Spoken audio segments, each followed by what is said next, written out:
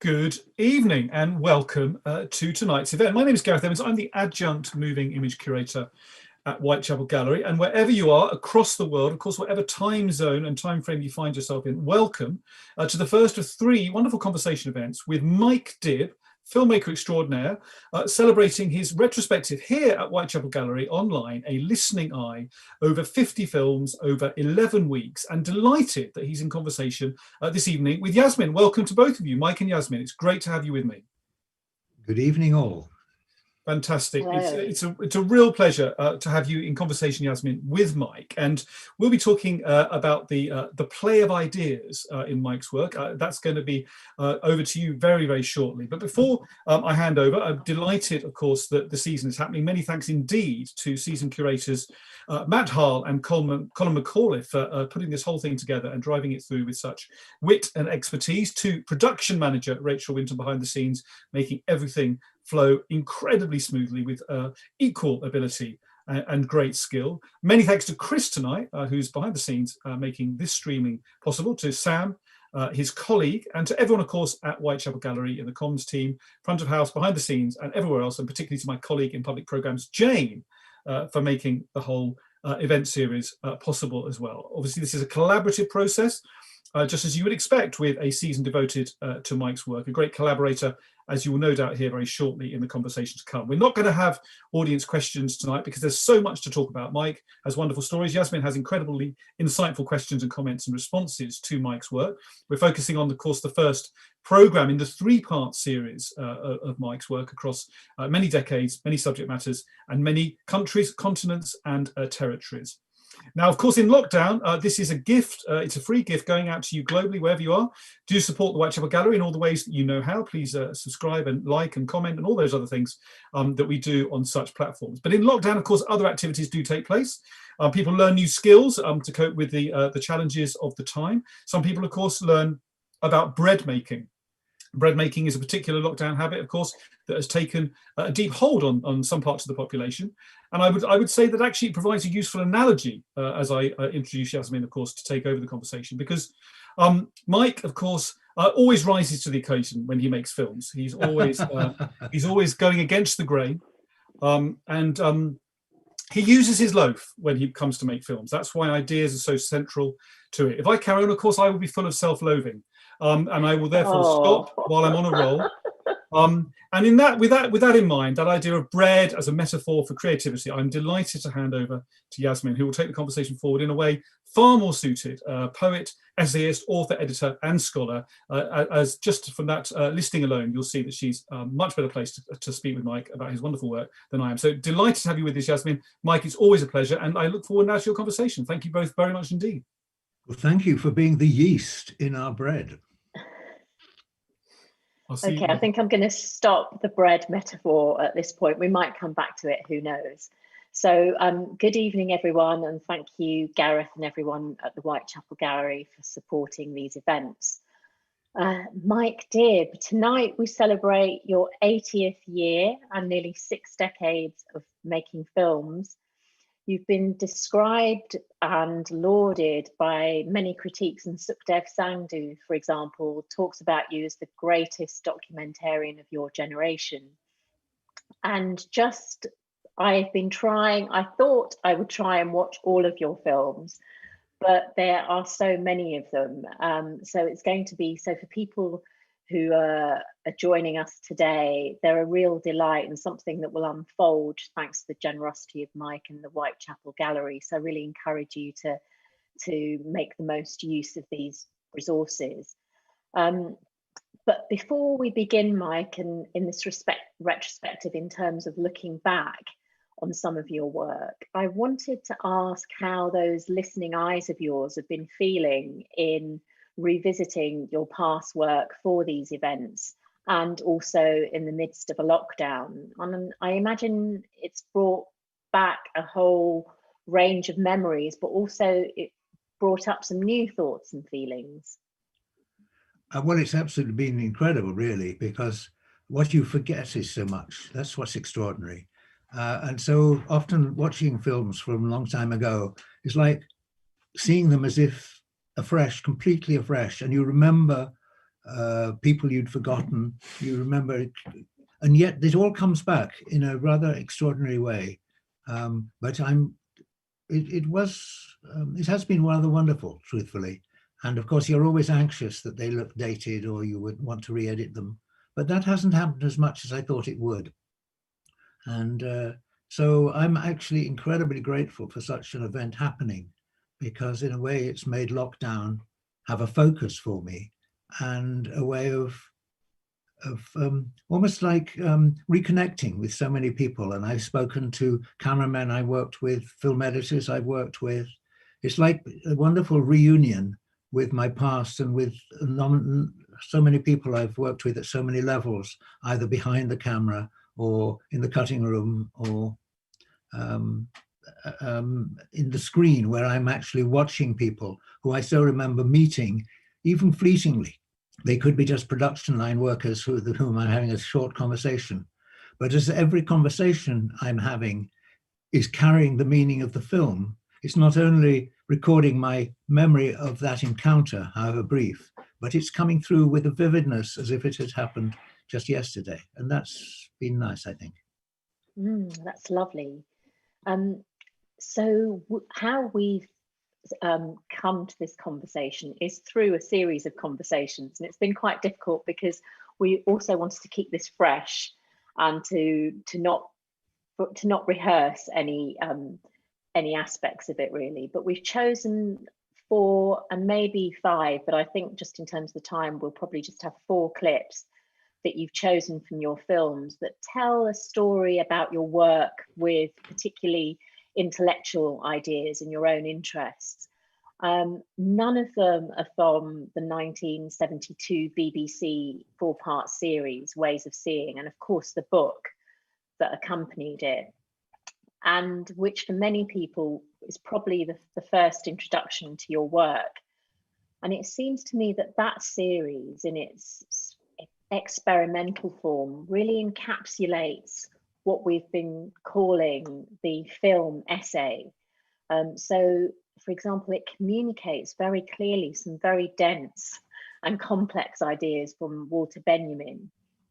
And so for all the fans of Ways of Seeing out there, what do you think proved to be so compelling about that series and the book? Well, I think the thing is that in a way, everything I've done with John is sui generis. It's somehow the way I worked with John is different from almost everybody else I've ever worked with. And they're closer to a lecture than a conversation. And yet, in a way, what one is generating with John is a dialogue, because even though he often says things as if they're statements, in a way, they're always questions. And if you were with John, he'd often at the end of it making a statement saying, no, no, as if he's making a proposition, but he's anticipating a response. And because he writes so beautifully, that I always, the only person I didn't have a conversation with, or on film I didn't have a conversation, I had with hundreds of conversations off camera, is John. And out of the conversations we had, he distilled a narrative, whether it was about peasants or whether it was in Ways of Seeing or in the series we made Once Upon a Time, the film we made Once Upon a Time.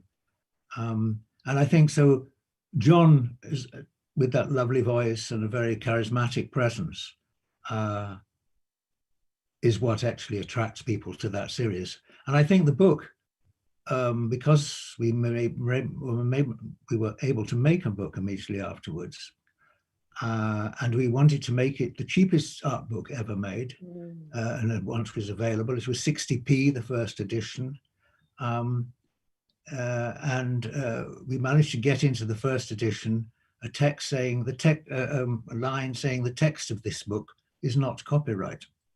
In all subsequent editions, that line has been replaced with the copyright line. But technically, obviously we couldn't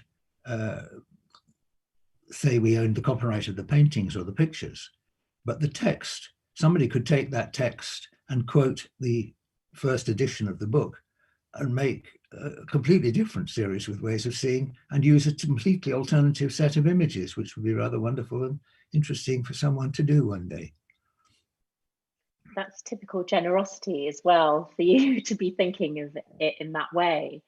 Well, the idea was that we thought ideas should not be copyrighted. There should be no copyright in ideas. And so the text contained ideas, a lot of them derived or from Walter Benjamin at some level, but the aspiration was to take a dense text like Walter Benjamin's and making something very playful and interactive with the viewer. So one was playing games with music and sound and quotations, and that lovely sequence where John is talking with the children, yes, looking at the Caravaggio Supper at Emmaus. So it had a sort of liveliness and spontaneity and sense of invitation to join in, which I think has rendered its timelessness to some degree. And we're going to come back to that theme of play in a little while, but let's just stay with John for the moment.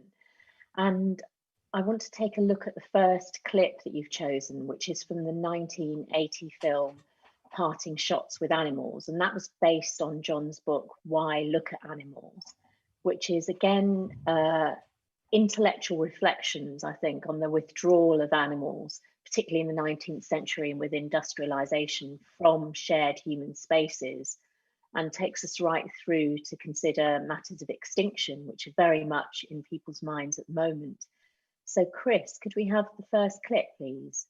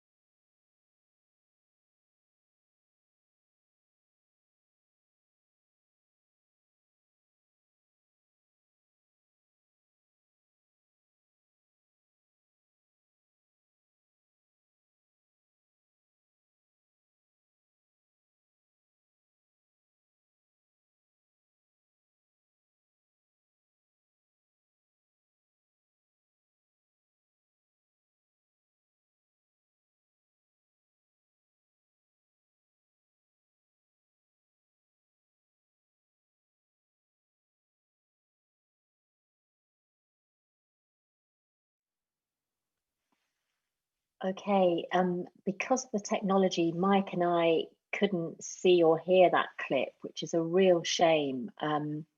So Mike, the clip you've chosen is really, comes from the beginning of that film. And there's a reversal in perspective in that clip in which the introduction is spoken by animals to us as humans, while also coming very dangerously close to a form of anthropomorphism in terms of animals having to take on human speech to even be represented, which I think works really beautifully. But how did that reversal come about? Well, it's a very interesting question, really, and I have to say that the film was made in close collaboration with Chris Rawlins, who I first met when I made the film about Red Ladder, and subsequently with whom I collaborated on the series about time. And the film was inspired by essays by John, but he wasn't involved in it at all. And so Chris and I went off to make a whole lot of films on different aspects of our relationship to animals. And we edited to quite a degree. And then John happened to be in London. And we said, John, you must come and have a look at this. And it was John who was looking at all the film we'd shot and said, you know, I think this should be a film not made by you about animals. I think we should reverse the gaze and make it as a film made by animals about people. And at that moment, and that was rather characteristic of a sudden idea from John, which reversed the way we were looking at it, because the film really wasn't working as we'd had it. And so I stayed with Di Vaughan in the cutting room, and Chris went off with John, and they co-wrote this text. And John was going off the next day and said, look, don't worry, we've written the text. It doesn't need to be me reading it. But we both knew that that was wrong. That's essential that John should be reading the text. So we quickly got him into, before he disappeared from London, got him into a sound recording space and recorded him reading that. And then, because his idea was to refer to French cartoonist Grandville, whose cartoons consisted of animal representations of humans, we made these little interstaces, these little captions, gave us each little film titles, and it was transforming, because suddenly, by that oblique reversal of gaze, it made each film resonate for you in a completely different way.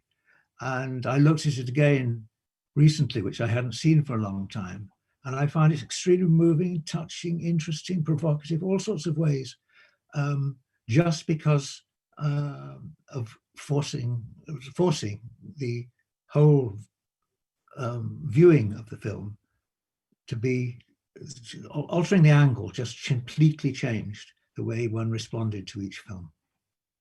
And it was a series of films within a film. Gosh, it's interesting just thinking about that in relation to also the way in which films are so tightly structured and budgeted for today, whether that would even be possible, this level of risk taking and last minute improvisation. No, but it was lovely. We went out. We went out to a nearby store in Soho and got these animal masks and put us all on around the Steenbeck with animal masks. And then in a sequence which isn't, which we didn't use now, but which if people wanted to look at the film again, we had a sequence with the cameraman wearing a mask and the sound recordist wearing headphones or a mask around his headphones. And it was, so it was fun, really. It's a nice playful idea, but also one that changed the way that film looked and felt completely. And let's just take up that idea of play. And I think what you've shown us so far is something of what an agile and innovative translator you are of intellectual ideas into the public sphere. And as somebody who's surrounded by intellectuals a lot, I know that that's very difficult work. Even collaborating with intellectuals can be difficult in terms of the difference between how people write and speak, for example. But you haven't just been a translator of intellectual ideas. And so just coming back to the theme of play, I want to now take us forward to 1981 and your 5-part series Fields of Play, which I think we really get to see more of you in terms of your range and engagements. And these set of films are incredible in their range, which take us from the very early human fascination with ball games right through to something much darker and disturbing in terms of human destruction. And there's something very much in terms of that shading, the moving from the you know, the sheer reverie and beauty, I think, of someone who has ball intelligence through to games of strategy. So I want to just take us to our next clip, and I'd like you to say something about how you chose this clip and why. Well, this clip accompanies a quotation from William Hazlitt, and it's the only quotation I've used twice in my films. It's the same quotation as introduces the film I made with C.L.R. James, Beyond a Boundary, about cricket. And it's a film, I mean, it's a quotation I reused in the series Fields of Play, particularly when I came across this astonishing pair of jugglers in Washington Square in New York. And I thought, this is absolutely wonderful. And William Hazlitt was a hugely important person for C.L.R. James. And I think William Hazlitt probably wrote the first two great essays about sport. One was The Indian Jugglers, from which this quotation comes, and the other one was an essay about boxing. And Hazlitt was a very important writer for C.L.R. James. And these essays were very important for me too, as a person who played games, but somehow this essence of the fascination of the ball came through in Hazlitt. And what one has to understand is actually, although you talk about the balls being historically very ancient, they're not in a way, funnily enough. And the ball games we're all completely obsessed with grew up actually towards the later part of the 19th century. And that was the moment when ball games began to dominate so much of our lives. And now, of course, that's absolutely huge.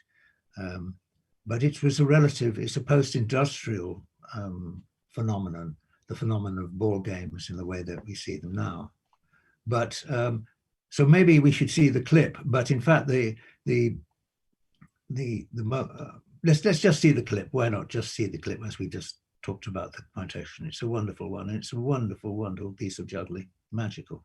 Yes, it is magical. Thank you. So Chris, can we have the next clip, please?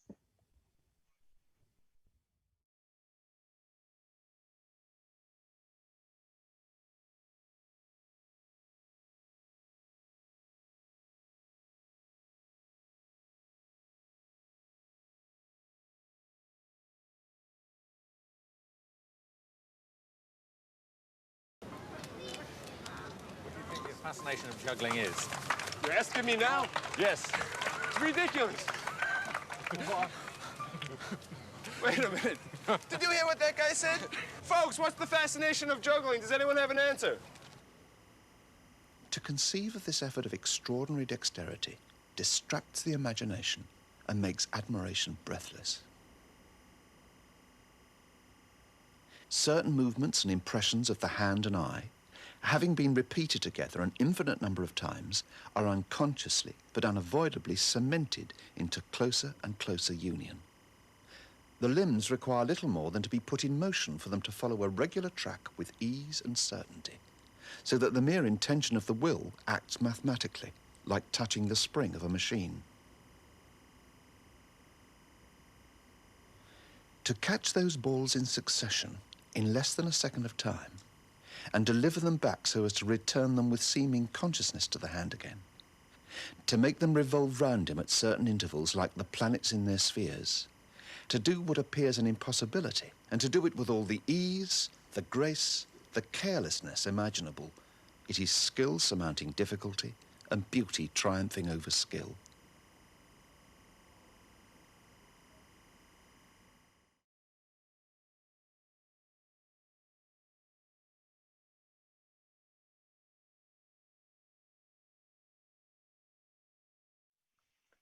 Great. Mike, you wanted to say something? Well, it's just about play. And I suppose the series of 5 one-hour films I made about play, for which it was amazing that I got the money to do them, because I didn't start with script or anything like that. But I started with the conviction that play is one of the most important aspects of our human existence. And of course, it's a very important phenomenon we share actually with animals. But it's a phenomenon that enters almost every aspect of human life, you know, from learning and things, from human relationships, humor, personal relationships, sexuality, all sorts of things. But also, I was aware that it was a concept, was almost eluded precise definition. There was, if you look at the dictionary, there's play occupies about, you know, 2 or 3 pages, and you don't arrive at a precise definition of what it is. And so I was fascinated to find and hear about a wonderful New Zealand professor in Philadelphia called Brian Sutton Smith. And as soon as I met Brian, I thought it was fantastic. Here was a wonderful person who also, for whom play had been a central concept of his life, exploration. And he was so playful about play, because to find somebody who was so playful about play, in whom I could just film in a very relaxed way, talking to him in all sorts of different contexts. And then there was a conversation with another friend of his in New York and another friend of mine in England, which he was having. And it was truly, truly terrific, because the film just developed on its own. It developed its own momentum and set up the whole concept in a whole series in a particular way. And then obviously ball games was very interesting. And I was able to do a series of films, maybe films within a film, because I couldn't think of a single way to do it in any other way. And then want to do a film on gambling, because gambling is one of those phenomena which is closely related to religion and is found in almost every culture, everywhere. And then where to go? Well, you know, I went to Atlantic City. And Atlantic City was the beginning of this transformation of Atlantic City into this casino land and alternative to Las Vegas. So we went to Atlantic City and I discovered a little late that actually, if you buy the Monopoly board in America, all the street names are the street names of Atlantic City, which was invented by, I think, an unemployed heating engineer in Philadelphia in the early 30s. And he based the board on the streets of Atlantic City, because that's where he had his honeymoon. But here was a city which is being transformed in exactly the same rules guide monopoly. You went to Atlantic City, then knocking down houses to build huge casino hotels. It was itself a realization, and which was exactly a realization of monopoly transferred to the real world. And so when I picked up a driver and he drove me around Atlantic City, I was able to intercut driving around Atlantic City with the car going around the Monopoly board. Oh my goodness. And so there was all those sorts of chance encounters, and then work and play. But perhaps the most important and extraordinary film was the playing for real at the end, where it's about strategy games. And we started with noughts and crosses, which is perhaps the most simplest war game there is. And via an extraordinary guy in New York, I find, who'd collected every board game he could ever buy. He bought board games, and he had the rules of every other board game he couldn't buy. So he had board games filling 3 rooms. And all of them were about metaphors for human situations turned into a game. And then moving beyond that, I got into the area of wargaming and poker, and we set up a poker game. And of course, that was being run by David Spanier, who was both diplomatic correspondent of the Times as well as an obsessive poker player. So then we start talking, and you're suddenly analyzing the Cuban Missile Crisis as a poker game. And I found I was able to talk to what's his name? Thomas Schelling in Harvard. And Thomas Schelling had been the war gamer to the Kennedys during the Cuban Missile Crisis. And he was fascinating about games of strategy and trying to mimic the world from a military point of view in terms of designing war games or playing out potential scenarios as games. And then I found I was able to talk to another person called Richard, I think it was Richard Foster, who I'm sure was Kissinger's war gamer. And I have a kind of feeling looking back that possibly he engineered the war game that anticipated the fall of Allende. And so here was I with two people who were actually working at the sort of presidential level, the toppest level, and working out in terms of a world which was divided, very much about the conflict between the Soviet Union and America, but playing out endless war games about certainly possible scenarios of conflict. What was reassuring talking to Richard Foster, that every time they try and put a nuclear bomb into a war game, they could never find a way in the war game wouldn't actually, the person perpetrating the war game wouldn't suffer as much, he would suffer so much that it would be devastating for both sides, which was kind of shocking, but sort of reassuring, I guess. And it suggested, that it made nuclear war less a possibility. And there in Washington, there was an extraordinary arms convention, sales convention, where they had miniaturized versions of missile launchers and things like this. But it was like a toy fair. And I don't think I'd ever get permission now to go to Washington and film an arms sale as a toy fair. So I was really getting to the borderline between the play world and the real world in a fascinating way, even to the point where games, you could go into an arcade and play a tank game, which was actually used as a instruction manual for real tank commanders in real warfare. And also looking at the Vietnam War as if there was a brilliant book written about Mao Zedong and Wai Chi, or Go. And that is the perfect game as a conceptual game for someone who is fighting wars which involve whatchamacallit? Oh my God. A guerrilla war game, because yes. Go is a game about the occupation of space, not about bombs, like chess, which is all about significant things. So anyway, look, I was better shut up about it, but you can see that I became completely absorbed in the possibility that you could actually look at almost every aspect of human experience through the prism of play and come up with a very, very revealing things. And film was the perfect medium for it, because you could have all these different levels playing out. You could,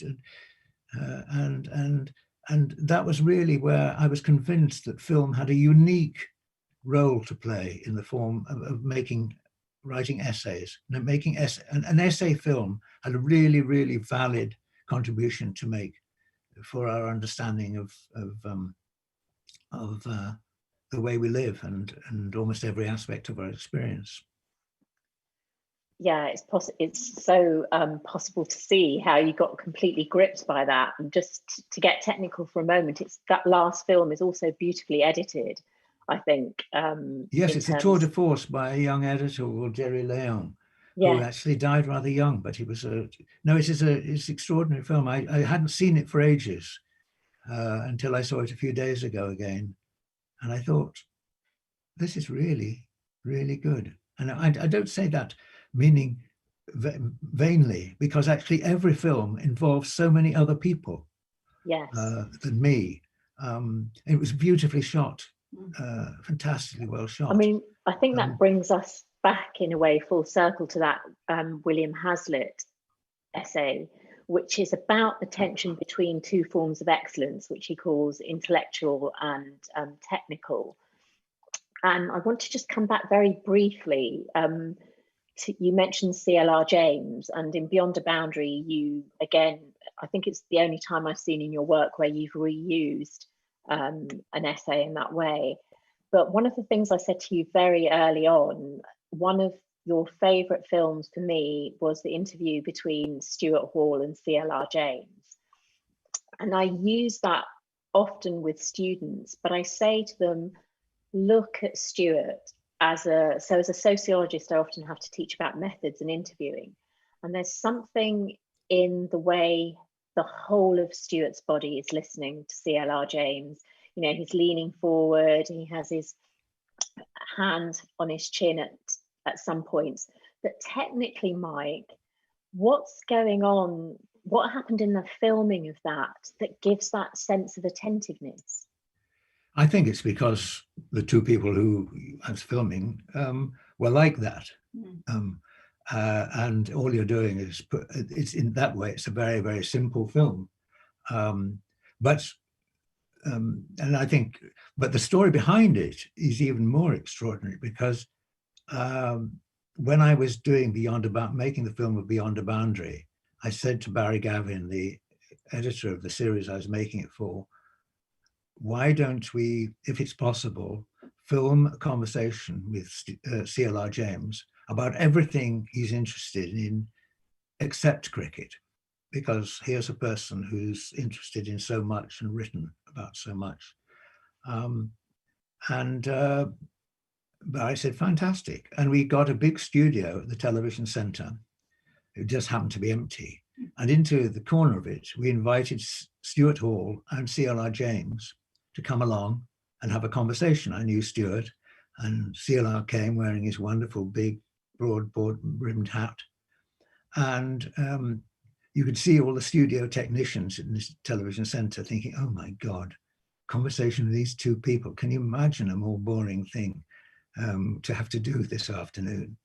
And they sat in a corner of a television studio, and the conversation was absolutely riveting, moving from everything from Toussaint Louverture to Trent, but all about politics and literature, Shakespeare, Othello, and Paul Robeson. And here's talking to C.L.R. James, you know, who actually went to visit Trotsky and tell Trotsky why he was wrong about certain things in Mexico. And by the end of the 90 minutes, everybody, where there was a spare monitor, was glued to this astonishing conversation. And then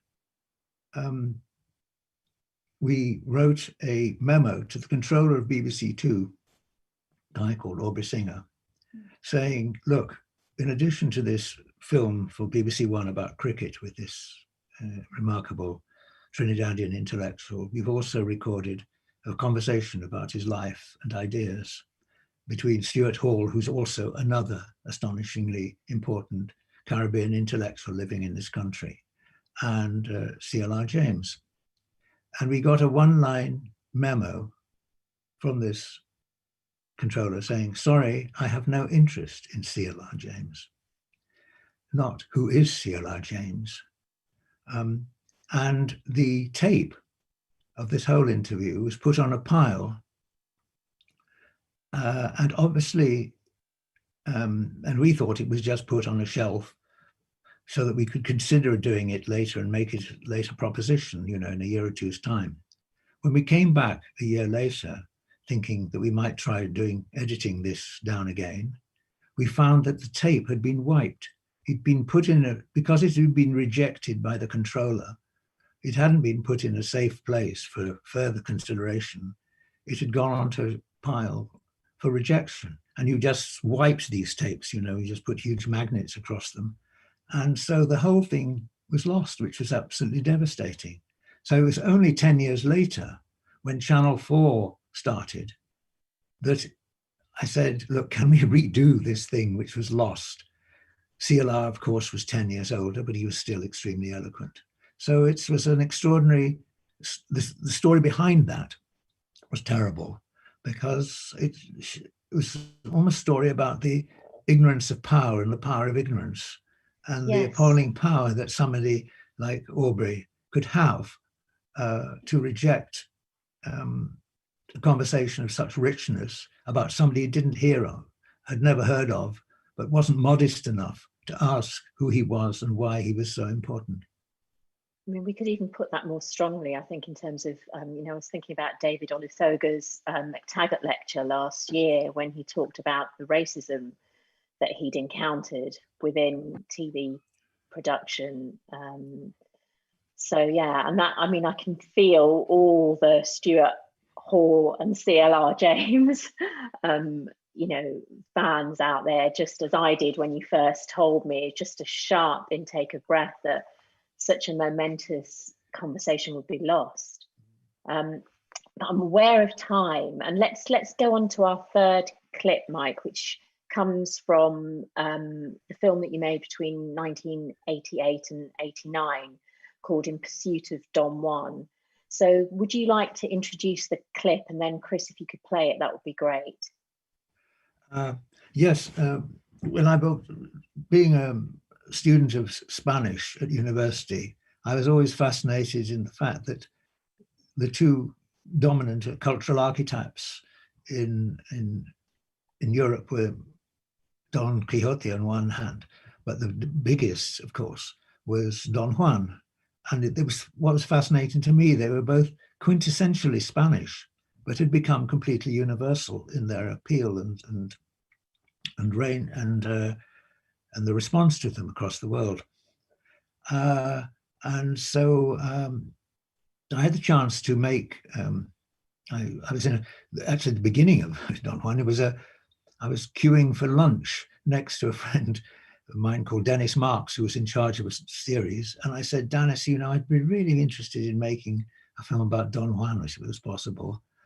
And by the time we'd had lunch, it was commissioned.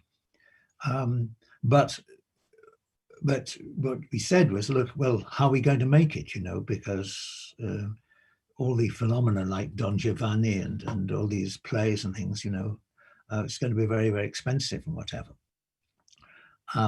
And then there was a wonderful, wonderful woman in the department called Anne Hummel. And she was an associate producer and researcher.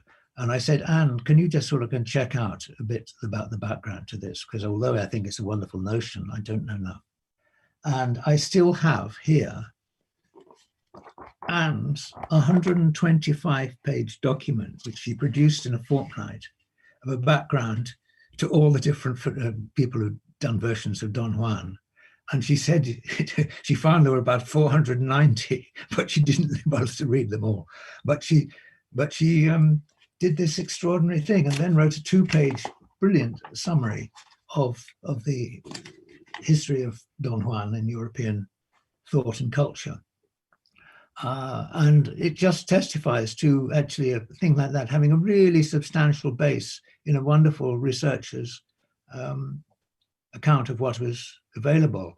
And she came up with about 50 figures who we turned into the opening collage of In Pursuit of Don Juan, where we took Mozart's catalogue aria and just made a little collage at the beginning of almost 50 people who'd actually made versions of Don Juan, whether it was in literature, poetry, plays, but of course the ultimate and probably the most important artistic creation was Mozart's Don Giovanni.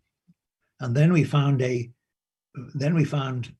by chance that in the summer of 1987, I think it was, that the Summer Fair, PepsiCo Summer Fair Festival in New York, upstate New York, was doing a festival in which one of the main features was Don Juan.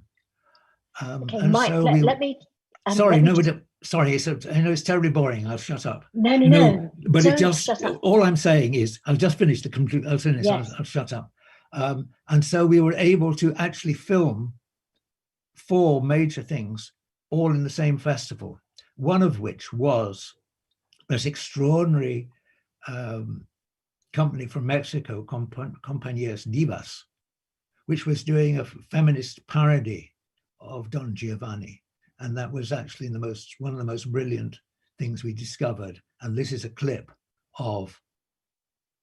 little clip from their brilliant, brilliant parody of Mozart, but from a feminist perspective. Okay, thank you, Chris. Can we have the clip, please?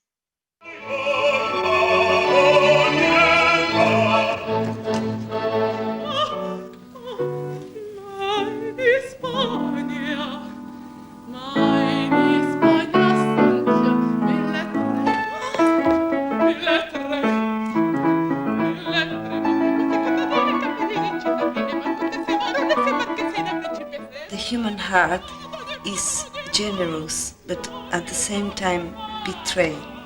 Then it's like Don Giovanni.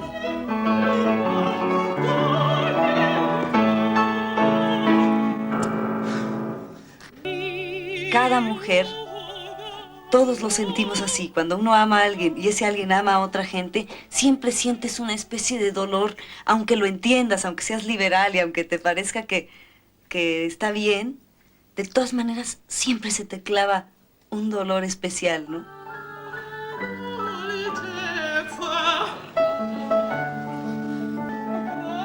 If only those were all my conquests too. Leporello is expressing that, and we, the audience, are invited to feel that through Leporello. But of course, when it's a woman singing it, there is a twist to it.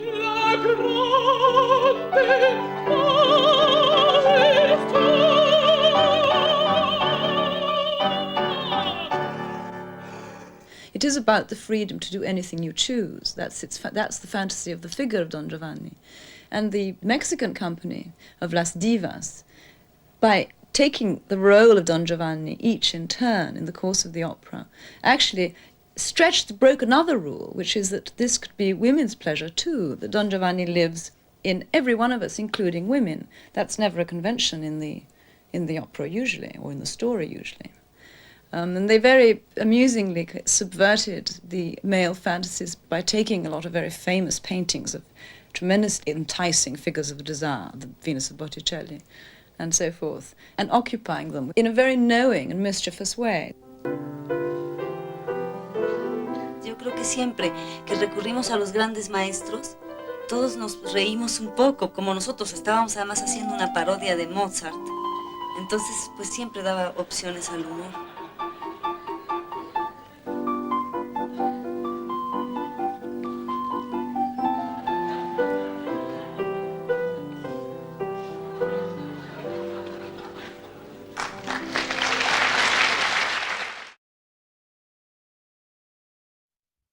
Thank you. There's so much we can say about that, Mike, but I'm just very aware that time's moving on. Sorry, I gabbled on far too long about play. No, gabbling at all wasn't a part of that. So that was really interesting what you had to say about play. I think we could just see how animated you were.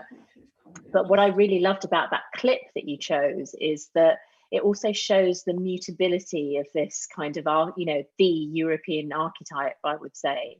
And there's also the play, I think, to come back to that theme, which that interpretation shows, and which Marina Warner actually, I remember her saying that every era gets the Don Juan it deserves. So this is a figure in which we can also play out our moral fantasies and dilemmas.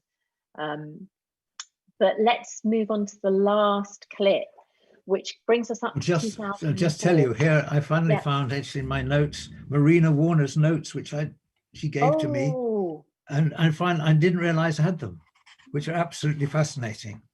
And can I tell you one thing that made me laugh out loud? Because it connects to Berger's novel G. John Berger's, book of winning novel, I should say. The male erection is the thing that begins the process of idealization, which is a wonderful quotation from G. There's lots of lovely quotations from G, actually, that also informed part 2 we were talking about the other day of ways of seeing. Yes, of course, it connects back to that directly. Yes. So let's just go on, and I'm feeling quite sad now in terms of this is our last conversation in this part of the event, but to Reflecting Skin, which was made in 2004, and it was a very personal journey with Bonnie Greer. And there's two parts of that film that are really interesting, but one of the parts is when Bonnie is talking to Richard Dyer about whiteness, particularly. And I'd wanted to ask you about your feelings and the way you've handled what we might call the white gaze. So John Berger and Ways of Seeing gave us the male gaze, but in terms of those issues around whiteness being an invisible normativity that's taken for granted as a kind of universal humanism, how have you approached that in your work? I haven't exactly approached it in the work, except, of course, making films with figures like C.L.R. James and Stewart. But I know that in my own world, you know, which I grew up in a completely white world, schooling in East Yorkshire and of course the BBC was a very white place. So in a sense, one's aware of it. But I think at a personal level, the first awareness of blackness in my life was through music. And I became absolutely turned on to jazz as a teenager. And so New Orleans jazz and the whole world of jazz opened up to me a whole cultural space which I didn't know about. And that was incredibly important opening for me into the world of Black experience. And that stayed with me. And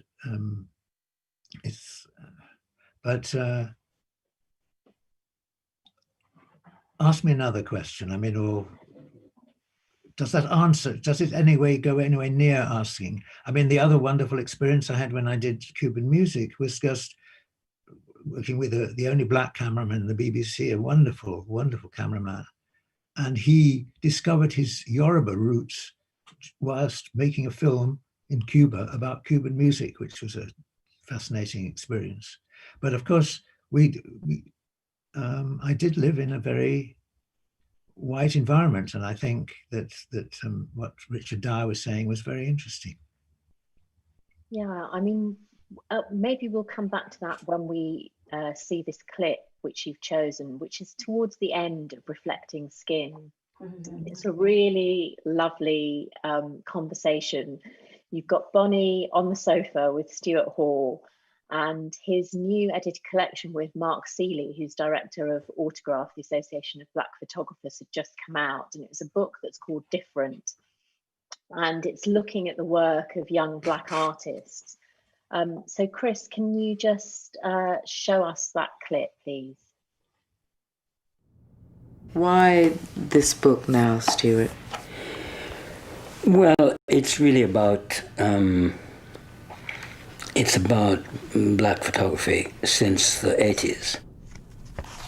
Here we're dealing with the constructed photograph. These are specially set up, rather posed, constructed images.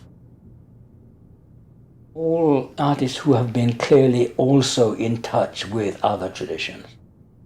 What these images say is you can be Black in 1,000 different ways. It's not a reduction to one image. 1,000. You can be Black politically and stylistically and sexually and and so on. It encompasses the whole human range. So it's not a reduction to one thing, but it is different from the mere play of difference on the surface. What I think is very important about a lot of this work is the way in which it went back to the figure of the body itself. Yeah, it's as if all the explorations about what Blackness is, what Blackness can mean, how many things can it mean, are explored through the image of the body itself. And of course, coming to terms with the body is to come to terms with that one thing which racism has privileged so much, because racism is only about the black body. Yes. Without the black body, racism wouldn't exist, without some way of identifying, marking. So I think that these images are really like laboratories. It's as if the body is a kind of space of exploration. It doesn't have any answers. It doesn't have a counter politics. You can't look at this and say, well, tomorrow I'm going to do this, and then the world will be okay. Yeah. What they say is, we don't know really what black will become, what it will mean. What will it mean in the 22nd century? You know, will it mean the same thing? It won't mean the same thing. Will we notice it at all? It holds open that possibility, because it's, you know, it's never, the story is never finished. Oh, it's so beautiful to hear Stuart's resonant voice, but also those ideas which for many of us really transformed how we thought about matters of race and ethnicity. So this question about, as Stuart has said for so long, what race could be or what particularly blackness was closed down and essentialized. And I think he brings that experimental, and again, we could come back to that notion of play, to matters of life and death, really. But Mike, the other crucial thing that it brings is actually shows how wonderful Stuart is in conversation, and it does take. It is absolutely crucial to the whole enterprise of my filming, is to take intellectuals out of an intellectual space and place them in the world of everyday experience. And when people like you listen to Stuart, you think nobody could say it better than that. And it's the twinkle in his eye, it's the way he speaks, which is so expressive of the significance of what he's saying.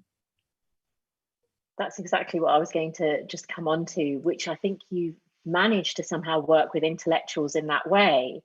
But, you know, sometimes Stuart could also write in very dense ways. I think he had a range of writing. But in that clip, I think there is an animation in those ideas that makes them accessible as well, which is also in your work. Well, certainly the thing that matters to me, and, you know, Country in the City, which we haven't talked about, here was the first book I'd read by Raymond Williams that one could make a film about. And it was wonderful to take, again, a dense book and find you could make a 1-hour essay about the ideas in a way which would be accessible to anybody who wanted to think about the relationship to the country city historically and politically and socially. That's what's been one of the pleasures of my life, has been able to try and do that with wonderful people who I've been able to work with. Thank you, and it's brought us a lot of pleasure as well. I wish we had more time to talk, Mike, but I'm going to invite Gareth back in and thank everybody for joining us. And I think for Mike and me, we wish you animal dreams, as John Berger said, but also do support your local arts organisations and the Whitechapel Gallery particularly. Mike, did you want to say anything? No, just thank you very much. And I'm sorry I've probably talked too much about certain things and we haven't talked about other things. But anyway, it's been a pleasure talking to you, Yasmin. And thank you so much for agreeing to do this. And Gareth, so much for being such an inspiration towards the possibility of this retrospective of my films, which I hope still can give pleasure. I hope so. Yeah, thanks I can certainly say they do. Chris, have we got Gareth back with us yet?